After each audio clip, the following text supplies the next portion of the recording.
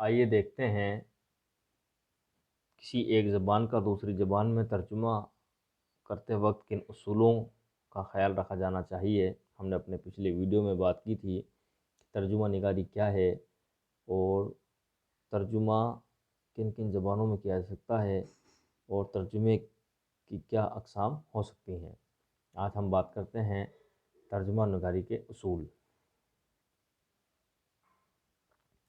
زبان انسان کے دل کی ترجمان ہوتی ہے، یعنی زبان جو ہے وہ انسان کے دل کی ترجمان ہوتی ہے۔ دل میں جو ہوتا ہے وہی زبان پر آ بھی جاتا ہے۔ وہ اس کے احساسات اور خیالات کا اظہار کا ذریعہ بنتی ہے۔ اس لیے یہ ضروری ہے کہ ترجمہ نگاری کے اصولوں پر غور و فکر کیا جائے، اور یہ اصول ذیل میں مذکور ہیں۔ پہلا ہے، ترجمے کے لیے یہ ضروری ہے کہ ترجمہ کرنے والا شخص ان دونوں زبانوں کا جانکار ہو جس کا اردو زبان میں ترجمہ کیا جا رہا ہے۔ زبان کا جاننا ہی کافی نہیں ہے۔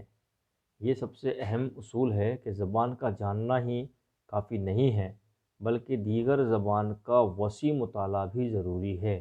یعنی ہم نے اوپر دیکھا تھا کہ ہم ورڈ ٹو ورڈ کسی زبان کا ترجمہ نہیں کر سکتے۔ ہم کو اس کے اصل کیا مقصد ہے اس کے حساب سے ہی اس کے فہم کو سمجھ کر کے کسی لفظ کا ترجمہ کیا جا سکتا ہے۔ یعنی زبان کا جاننا ہی کافی نہیں ہے، بلکہ دیگر زبان کا وسیع مطالعہ بھی ضروری ہے۔ یعنی اس زبان کا پڑھنے، بولنے، سمجھنے اور لکھنے کا بھی پورا ملکہ ہو۔ تیسرا اصول ہے، ترجمہ کی جانے والی زبان میں سوچنے اور اظہار کرنے کی صلاحیت ہونا بھی ضروری ہے۔ چوتھا ہے، ترجمہ کی جانے والی زبان کے الفاظ کا ذخیرہ ترجمہ کرنے والے کے پاس ہو اور اس پر اس کو عبور بھی حاصل ہو۔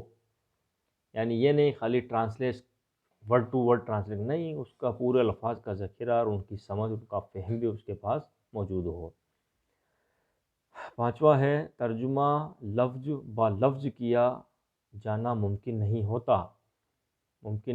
ہوتا ہے۔ اس لیے میں مفہوم کی وضاحت کرنے کی صلاحیت کا ہونا بھی ضروری ہے۔ بالکل یہ بہت ضروری اصول ہے کہ ورڈ ٹو ورڈ ٹرانسلیشن نہیں ہوتا، کیونکہ اس کے لیے مفہوم کی وضاحت کرنے کی صلاحیت کا ہونا بھی بہت ضروری ہوتا ہے۔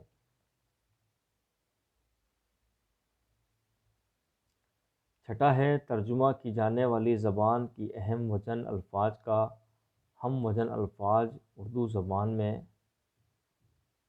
اس کو یاد ہونا ضروری ہے۔ ساتواں ہے، ترجمے کے فن میں دلچسپی ہونا بھی لازم ہے۔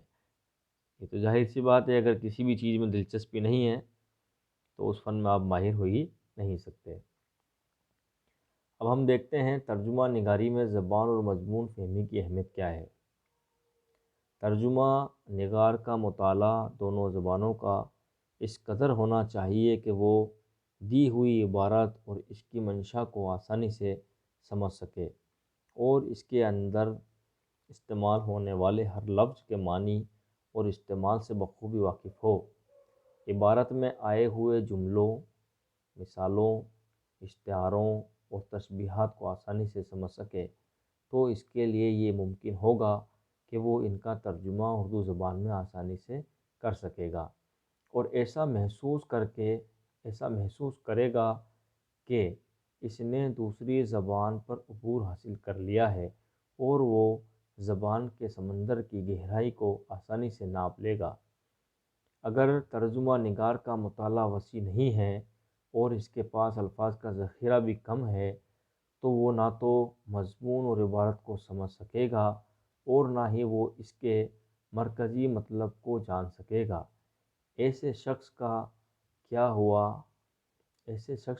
ہوا ترجمہ صرف بھٹکانے والا ہوگا، اور یہ بھی ہو سکتا ہے کہ ترجمے میں پورا مضمون اور اس کا موقف بھی غائب ہو جائے، اور کبھی کبھی تو اس کے برعکس بھی ہو سکتا ہے، جیسے نقطہ کے فرق سے آدم خدا سے جدا ہوا،